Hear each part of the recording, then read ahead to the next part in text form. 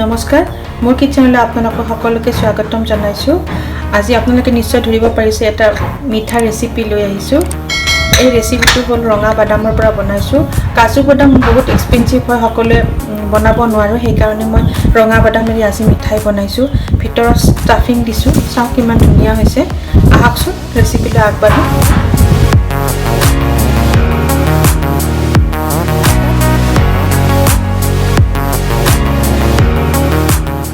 ইয়াতে মই 1.5 কাপ ৰঙা বাদাম দিম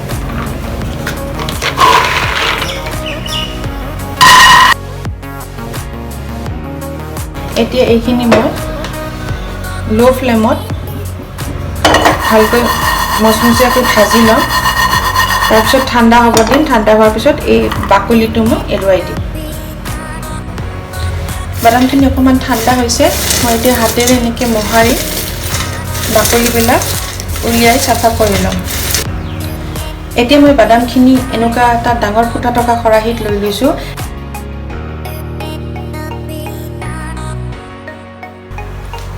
এতিয়া মিক্সিৰ জাৰ এটা লৈছো আৰু এতিয়া বাদামখিনি ইয়াত দি মই গ্ৰাইণ্ড কৰিম গোটেইখিনি বেছি সময়ৰ কাৰণে গ্ৰাইণ্ড নকৰিব যদি বেছি সময়ৰ কাৰণে গ্ৰাইণ্ড কৰে তেতিয়া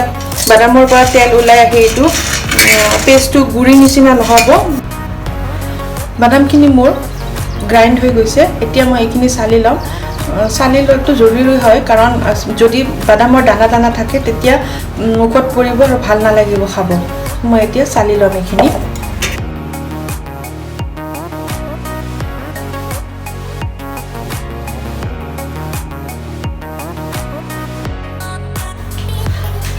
বাদামখিনি মোৰ চালা হৈ গৈছে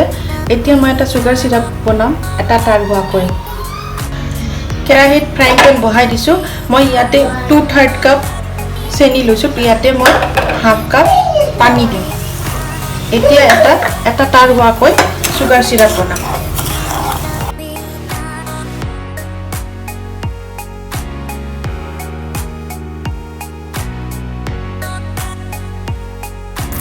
মোৰ সুগাৰ সিৰাপ সম্পূৰ্ণ হৈ গৈছে এতিয়া মই কেনেকৈ চেক কৰিছো সেইটো দেখুৱাম ইয়াতে ইয়াৰ পৰা অকমান লব এনেকৈ চাব তাক এটা তাৰ নিচিনা আহিছে এতিয়া ইয়াত বাদামখিনি দি দিম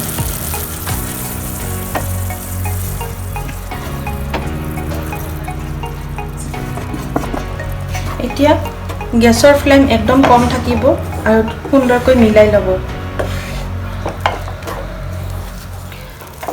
মোৰ ডোটো অকমান গাঢ় হৈ গৈছে এতিয়া ইয়াৰ পৰা মই 2 চামুচ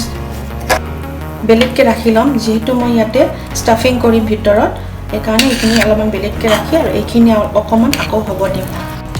এতিয়া মই কেইটামান কাজু বাদাম আৰু আলমণ্ড লৈছো এইখিনি সৰু সৰুকে কুটি ইয়াৰ লগত মিহলাই ষ্টাফিং কৰিম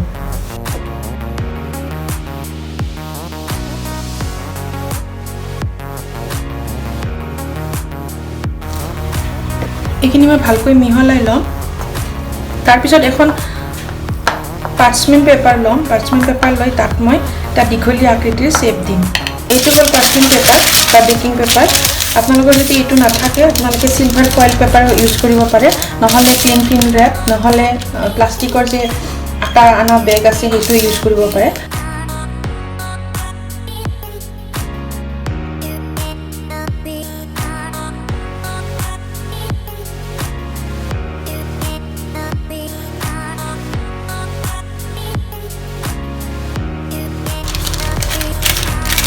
এইটোৰে বান্ধি 10 মিনিট মান ফ্ৰিজত ৰাখি দিম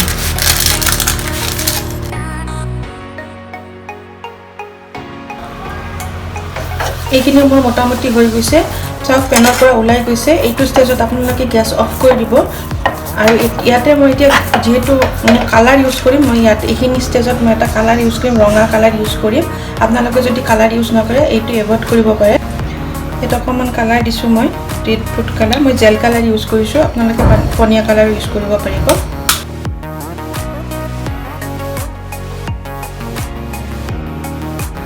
এতিয়া দেউটো মই ইয়াতে বাকি লৈছো অকমান ঠাণ্ডা হৈছে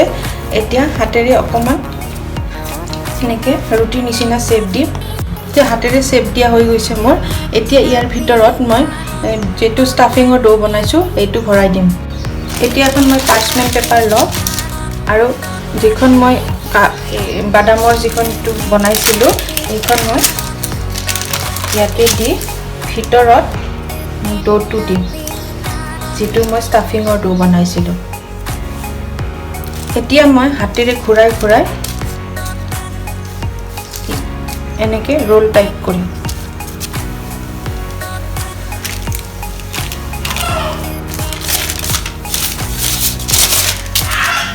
আৰু পাৰ্চমেন্ট পেপাৰে ভালকৈ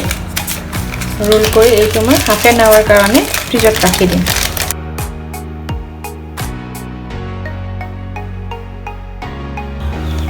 এতিয়া মই ফ্ৰিজৰ পৰা ওলাই আনিছো আধা ঘণ্টাৰ পিছত আৰু এতিয়া মই পিচ পিচ কৰিম এখন চুৰি ল'ব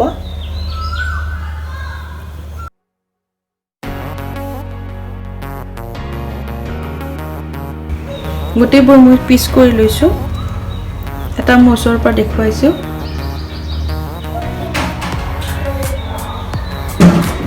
মোৰ মিঠাই ৰেচিপি সম্পূৰ্ণ হৈ গৈছে আপোনালোকে এনেকৈ বনাব আৰু মোৰ লগত শ্বেয়াৰ কৰিব আপোনালোকৰ যদি এই ভিডিঅ'টো ভাল লাগিছে লাইক কমেন্ট শ্বেয়াৰ আৰু সাবস্ক্ৰাইব কৰিব নাপাহৰিব আৰু ওচৰত থকা বেল আইকনটো প্ৰেছ কৰিব যদি মই নতুন ভিডিঅ' আপলোড কৰো আপোনালোকে নটিফিকেশন পাই যাব আজিলৈ আহিছো ধন্যবাদ